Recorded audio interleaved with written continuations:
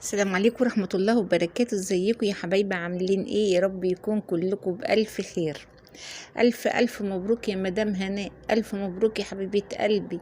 أم رنا ناوية تتوسط لك عشان ترجعك لطليقك. ما شاء الله عليها الحاجة أم رنا دي، والله بتعمل حاجات.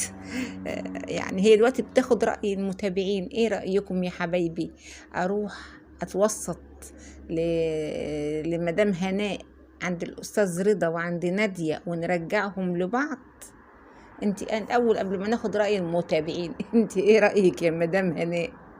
موافقة ان الحاجة ام رنا تاخد بعضها وتسافر عشان تتوسط لك؟ بس برضك في نفس الوقت بتقول عليك يا مدام هناء انت بتكذبي ومفيش قرض ومفيش اي حاجة.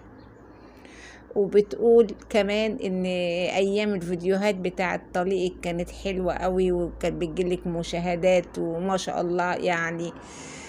المهم يا مدام هناء، نسيبنا من كل ده ونسيبنا من موضوع ان مفيش قرض والكلام ده. خلينا في الحاجة الأساسية. انا داخلة بسألك يا مدام هناء، ايه رأيك في اللي قالته الست ام رنا؟ ان هي عايزة تروح تتوسط بينك وبين طليقك عشان ترجعك ليه. اللي انا بستغرب له ان الحاجة ام رنا دي مش عارفة ان مدام هناء هي اللي طلبت الطلاق. مش عارفة ده. مش عارفة ان مدام هناء عمرها في حياتها ما هتفكر حتى ترجع تاني لطريقها.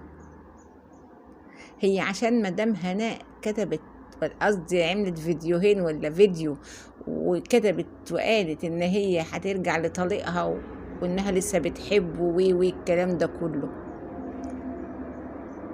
ده مجرد فيديو حبيبة قلبي، مجرد فيديو. مدام هناء يستحيل حتى تفكر انها ترجع له، حتى لو 1 في المليون لسه بتحبه. شوفي، لو 1 في المليون لسه بتحبه عمرها ما هترجع له ابدا ابدا. انت شوفي انت بقى مدام هناء، شوفي انت الطلب اللي طلبته ست ام رانيا من المتابعين بتاخد رايهم. انت موافقه مدام هناء انها تسافر عشان ترجع الميه لمجاريها؟ والله بضحك، والله العظيم بضحك. اول ما شفت الجزء ده اللي هي بتتكلم فيه والله قعدت اضحك ضحك. لا حول الله. هي مدام هناء محتاجة وسيط عشان لو هي حابة ترجع له عشان تروحوا تتوسطوا لها. لا إله إلا الله سيدنا محمد رسول الله.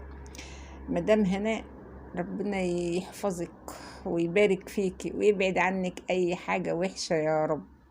يلا يا بنات، عشان ما نطولش الفيديو، اللي ما اشتركش في القناة يشترك ويفعل الجرس عشان يوصل له كل جديد من عندنا. مع ألف سلامة.